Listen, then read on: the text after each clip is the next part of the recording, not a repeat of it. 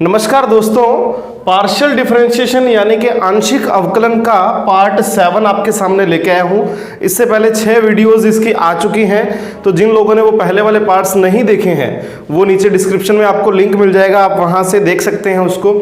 आज का जो अपना टॉपिक है वो काफ़ी इंपॉर्टेंट टॉपिक है, इम्प्लिसिट फंक्शन यानी कि अस्पष्ट फलन। अस्पष्ट फलन होते क्या हैं, पहले इसकी इंट्रोडक्शन लेंगे, इससे रिलेटेड जो फॉर्मूलाज हैं वो बात करेंगे, फिर हम इसके रिलेटेड जो क्वेश्चंस जो हैं जो कंपटीशन लेवल में भी आ सकते हैं या जो बीएससी से रिलेटेड हैं वो हम करेंगे। तो स्टार्ट करते हैं टॉपिक आज का, अस्पष्ट फलन। तो अस्पष्ट फलन होता क्या है, देखिए ऐसा एक फंक्शन, मान लीजिए 2 वेरिएबल का ले लिया मैंने फंक्शन x, y, ठीक है, इसके इक्वल में c, ये हमें कोई फंक्शन दिया हुआ है प्रॉपर वे में। देखिए इस फंक्शन में अगर मैं x की वैल्यू फाइंड करूं तो वो y की फॉर्म में आएगी, सिंपल सी बात है। x की वैल्यू जो y की फॉर्म में आएगी, अगर वो सिंपल फॉर्म में ना आए यानी कि सिंपल तरीके से x की वैल्यू हमारे पास ना निकल पाए y के शब्दों में, ठीक है, y के पदों में, या मैं y की वैल्यू निकालूं वो x के पदों में ना निकल पाए, ठीक है ना, इस तरीके के फंक्शन को बोलते हैं अस्पष्ट फलन। देखिए डिफाइन से आपको बहुत चीजें कम समझ में आएगी, एग्जांपल आपको बताता हूं उससे समझ में आएगा। x raise to power y plus y raise to power x is equal to c, ये मैंने कोई क्वेश्चन लिया, ये इसका एग्जांपल है। देखिए यहां से आप x की वैल्यू निकालोगे तो वो y के फॉर्म में आएगी, लेकिन स्पष्ट नहीं आएगी, बहुत कॉम्प्लेक्स आएगी, ठीक है। इसी तरीके से y की अगर आप वैल्यू निकालना चाहोगे तो वो बहुत कॉम्प्लेक्स आएगी, ठीक है ना। तो ये ऐसे फंक्शन जिसमें x या y की अगर हम वैल्यू निकालते हैं दूसरे चर के दूसरे वेरिएबल की फॉर्म में, तो जो वो आंसर आता है वैल्यू का वो कॉम्प्लेक्स आता है, वो सिंपल फॉर्म में नहीं आता। इस तरीके के फंक्शन को बोलते हैं अस्पष्ट फलन, ठीक है। तो अस्पष्ट फलन यानी कि इम्प्लिसिट फंक्शन का डिफरेंशिएशन कैसे करते हैं, डेरिवेटिव कैसे करते हैं, यहां हम बात करते हैं पहले फर्स्ट ऑर्डर डेरिवेटिव की। फर्स्ट ऑर्डर डेरिवेटिव यानी कि प्रथम कोटि का जो अवकलज है हम उसकी बात कर रहे हैं। तो प्रथम कोटि का जो अवकलज है उसको हम इस तरीके से लिखते हैं dy अपॉन dx, ठीक है ना। ये आपका आता है माइनस का p अपॉन q। अब ये p और q होता क्या है अभी मैं आपको बताता हूं थोड़ी देर में, ठीक है। पहले हम बात करते हैं सेकंड ऑर्डर डेरिवेटिव की।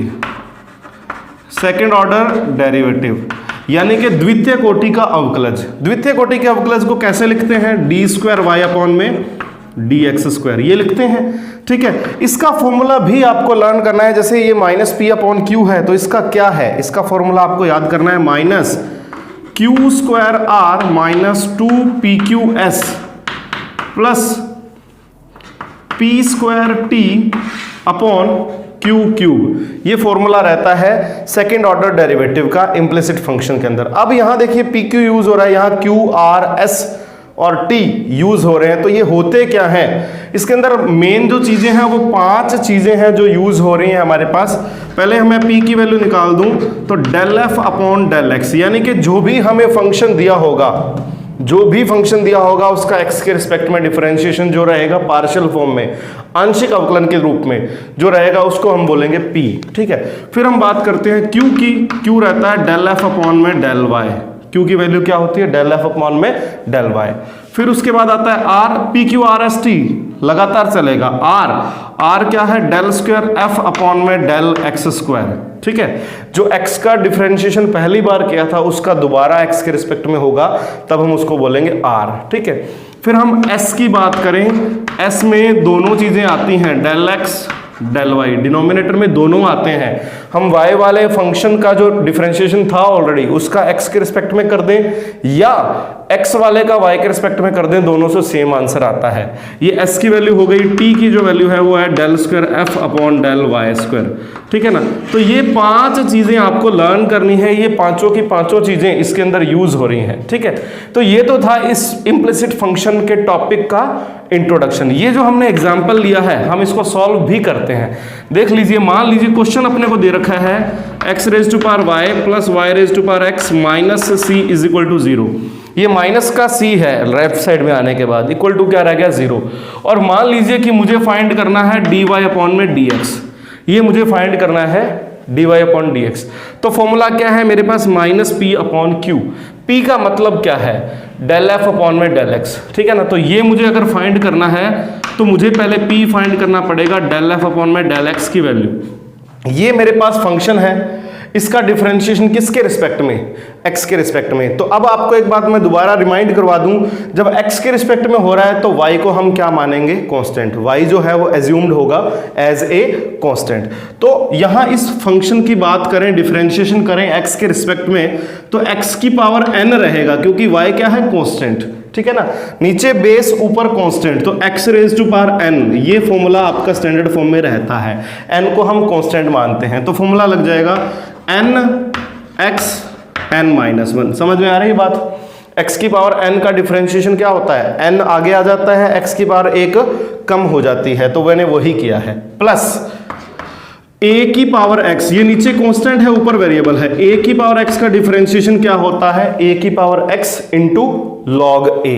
तो यहां क्या लगेगा, y की power x into log y, ये रहेगा, ठीक है ना। ये आपका del f upon del x, यानी कि ये हमारे पास p की वैल्यू आ गई, ठीक है।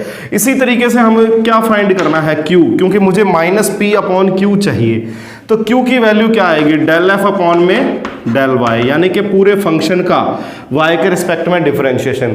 और अब जब मैं y के रिस्पेक्ट में डिफरेंशिएशन करूंगा तो अब x को हम क्या लेट करेंगे, कांस्टेंट, यानी कि अचर लेट करेंगे।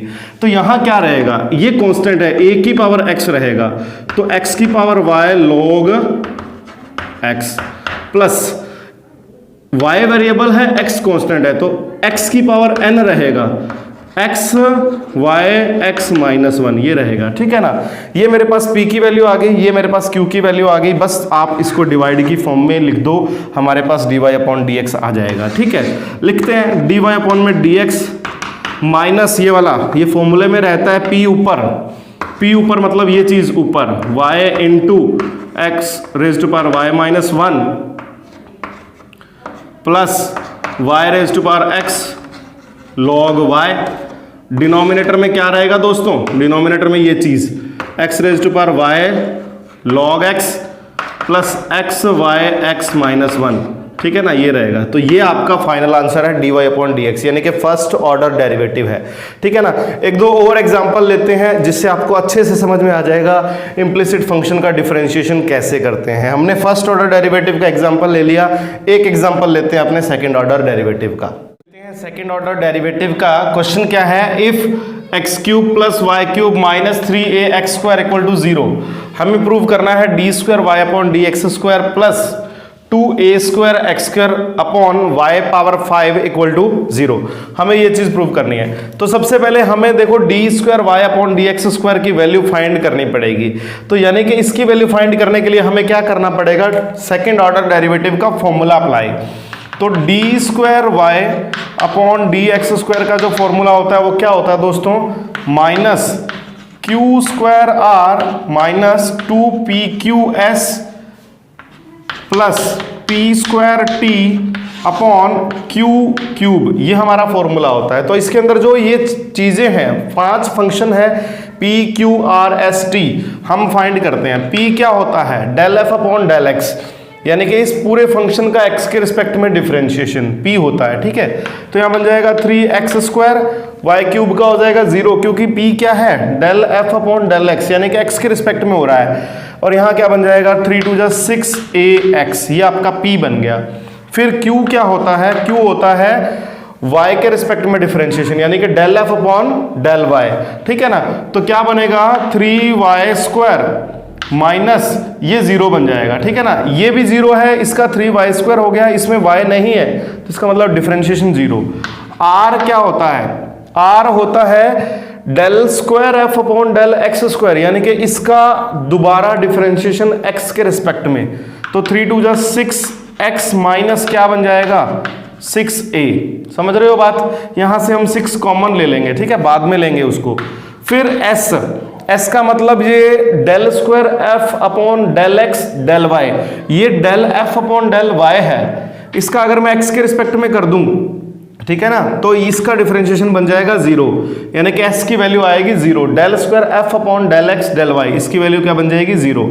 और t क्या होता है, del square f upon del y square, तो 3 2 6y। ये हमारे पास पांचों फंक्शंस आ गए। पांचों फंक्शंस की वैल्यू इसके अंदर हमें क्या करनी है, पुट करनी है दोस्तों। तो इसको पुट करता हूं मैं, देखिए ध्यान से देखेंगे कि माइनस आपका बाहर, बस ये कैलकुलेशन ही ध्यान से देखनी है आपको। क्यू स्क्वायर मतलब इसकी स्क्वायर, तो स्क्वायर डायरेक्ट करके लिख रहा हूं मैं। क्यू स्क्वायर का मतलब इसकी स्क्वायर क्या होगी 9y4, ये होगी इसकी स्क्वायर, ठीक है। इनटू में r का मतलब ये चीज, तो यहां 6 कॉमन लेके लिख रहा हूं मैंने 6 कॉमन लिया और बाद अंदर क्या बच गया x माइनस a, समझ रहे हो बात, ठीक है। क्यू स्क्वायर r कंप्लीट हो गया माइनस, अब थोड़ा सा ध्यान से इस चीज को ध्यान से देखना है। 2 p की ये वैल्यू पुट करेंगे, q की ये वैल्यू पुट करेंगे और s की वैल्यू क्या है, s की वैल्यू है हमारे पास 0। तो देखिए जब मैं यहां s की वैल्यू 0 पुट करूंगा तो 0 इंटू समथिंग, ये पूरा फंक्शन, ये पूरी टर्म क्या बन जाएगी 0 बन जाएगी। नेक्स्ट टर्म पे आते हैं, ठीक है। p स्क्वायर t, p का मतलब इसकी स्क्वायर। अब इसकी स्क्वायर करने से पहले यहां से 3 कॉमन आ रहा है और x कॉमन आ रहा है, तो भाई 3x जब कॉमन आएगा और उसकी स्क्वायर करनी है तो क्या बन जाएगा वो 9x स्क्वायर। समझ में आ रही है बात। मैं p स्क्वायर करना चाहता हूं तो मैंने क्या किया, 3 कॉमन ले लिया और x भी कॉमन ले लिया, तो 3x जो कॉमन आया था उसकी भी क्या होगी स्क्वायर होगी, तो वो बन गया 9x स्क्वायर। अंदर क्या बचा, अंदर बच गया यहां से x माइनस 2a, क्या बच गया x माइनस 2a और इसकी स्क्वायर, क्योंकि ये p स्क्वायर बनी है अभी, ठीक है ना। और इनटू में क्या है t का मतलब 6y, t का मतलब क्या 6y, अपोन में q क्यूब, q है 3y स्क्वायर, तो इसकी क्यूब करेंगे तो क्या बनेगा, 3 की क्यूब बनेगी 27 और y स्क्वायर की क्यूब बनेगी तो क्या बनेगा y रेज़ टू पावर 6, ठीक है ना। अब हमें इसको सॉल्व करना है। अब आपको थोड़ी सी एक बात बता दूं मैं, हमें d square y upon d x square की वैल्यू निकालनी है। हम ये वैल्यू फाइंड कर रहे हैं, हमें राइट साइड में प्रूव क्या करना है 0, इसका मतलब इसकी वैल्यू यही आएगी, same to same 2a square x square upon y 5 यही आएगी, लेकिन किसकी आएगी माइनस की, माइनस की आएगी तभी तो माइनस और प्लस कट के पूरा का पूरा आंसर क्या बनेगा 0 बनेगा। मतलब हमें d square y upon d x square की वैल्यू पता है, क्या आएगी बोलो minus 2a square x square upon y 5, ये वैल्यू आएगी, ठीक है ना। तो यहां से कुछ अगर कॉमन आ रहा है तो उसको मैं कॉमन निकालता हूं। देखो 9 6 कितना 54, यहां से 9 6 कितना 54, क्लियर। यहां y के बार 4 है, यहां y है, तो 54y कॉमन आ जाएगा और ये माइनस आपका बाहर पड़ा है पहले से ही।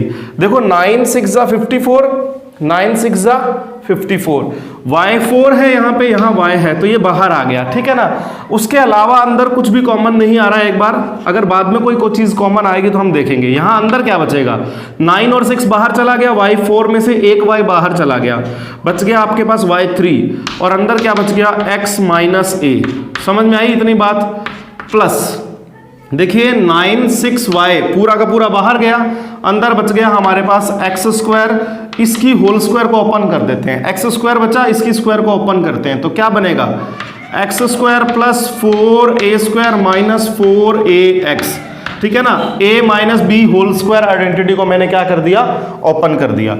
डिवाइड में क्या बना मेरे पास, डिवाइड में बना 27y6, ठीक है ना। इसको हम कैंसिल कर सकते हैं, 27 1 जा 27, 27 2 जा 54, एक y से एक y कैंसिल आउट हो जाएगा, तो क्या बचेगा हमारे पास, बाहर बच गया -2, बाहर क्या बच गया -2। अब देखिए जो आपको प्रूव करना है उसके ऊपर में क्या है 2a स्क्वायर एक्स स्क्वायर, मैंने अभी बात की ना इसकी, मुझे ये पूरा का पूरा चाहिए, लेकिन किसका चाहिए माइनस का, तो ऊपर जो है न्यूमरेटर में 2a स्क्वायर एक्स स्क्वायर है, y नहीं है, और यहां मेरे पास न्यूमरेटर में क्या आ रहा है y आ रहा है, तो y क्यूब की वैल्यू यहां से निकाल दो आप। फर्स्ट जो फंक्शन हमें स्टार्टिंग में गिवन था, यहां से y क्यूब की वैल्यू अगर मैं फाइंड करूं तो क्या आएगी, देखो ध्यान से, यहां से y क्यूब की वैल्यू, इसको इधर ले जा रहा हूं, इसको भी इधर ले जा रहा हूं, तो क्या बनेगा मेरे पास 3ax square minus x cube, ये बनेगा, और साथ में क्या पड़ा है x माइनस ए। ये जो स्टेप है इस क्वेश्चन का, ये जो स्टेप है ये मोस्ट इंपॉर्टेंट है, इसको थोड़ा सा ध्यान से देखना है। मैंने जो गिवन फंक्शन है वहां से y क्यूब की वैल्यू इसके अंदर पुट की है, ये आपका x माइनस ए सेम रहेगा, प्लस ये मैंने x square as it is रखा, x square plus 4a square minus 4ax, ठीक है। अपॉन में क्या रह गया, अपॉन में रह गया y5, अपॉन में क्या रह गया y5। अब इसको थोड़ा सा ध्यान से देखेंगे, ये -2 हमें चाहिए, ठीक है ना, -2 हमें चाहिए, हम इसको लिख लेते हैं।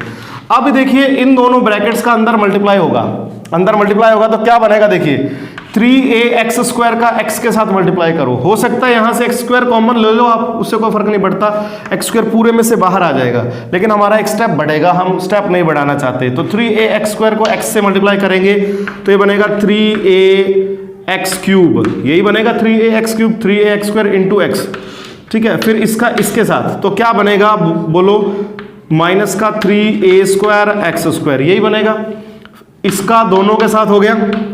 अब x³ का दोनों के साथ, x³ इंटू x क्या बन गया, x की पावर 4, फिर x³ इंटू a, माइनस का है तो माइनस माइनस प्लस ax³, समझ रहे हो बात, क्लियर हो गई बात। ये जो y5 है इसको थोड़ा ढंग से लिखते हैं ऊपर ताकि अलग दिखे, प्लस x² का तीनों के साथ मल्टीप्लाई कर दीजिए, x² इंटू x² क्या बन गया, x की पावर 4, ठीक है, x² इंटू 4a² क्या बन गया, 4a² x², समझ में आई बात। फिर x² इंटू दिस क्या बन गया, -4ax³, डिनोमिनेटर में क्या है, डिनोमिनेटर में है ओनली y⁵5, डिनोमिनेटर में क्या है, ओनली y⁵5।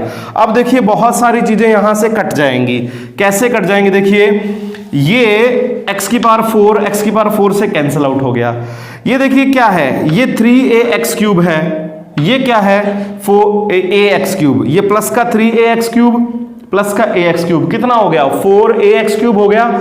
ध्यान से देखिए इस चीजों को, ये 3ax³ है, ये ax³ है, क्या बन गया 4ax³, और ये क्या है लास्ट में माइनस का 4ax³, ये आपका कैंसिल आउट हो गया, ये 3 और 1 4 जो है वो -4 से कैंसिल आउट हो गया। अब ध्यान से देखिए क्या बचा, ये बच गया और ये बचा, दो ही टर्म बची है हमारे पास, ये 4a² x² पॉजिटिव है, ये माइनस का 3a² x² है, तो क्या बच गया, -2 आपके पास बाहर था, अंदर क्या बचा, अंदर बचा a² x², अपॉन में क्या बचा, अपॉन में बचा -5, ये किसकी वैल्यू आई है, d²y/d x² की, इसकी वैल्यू आ गई हमारे पास, ठीक है। अब देखिए -2a² x² upon y5 plus 2a² x² upon y5, दोनों को ऐड करेंगे तो क्या बनेगा, ये माइनस का है और ये प्लस का है, तो दोनों ऐड होके कैंसिल आउट हो जाएंगे और इक्वल टू में क्या आ जाएगा, 0 आ जाएगा। तो इस तरीके से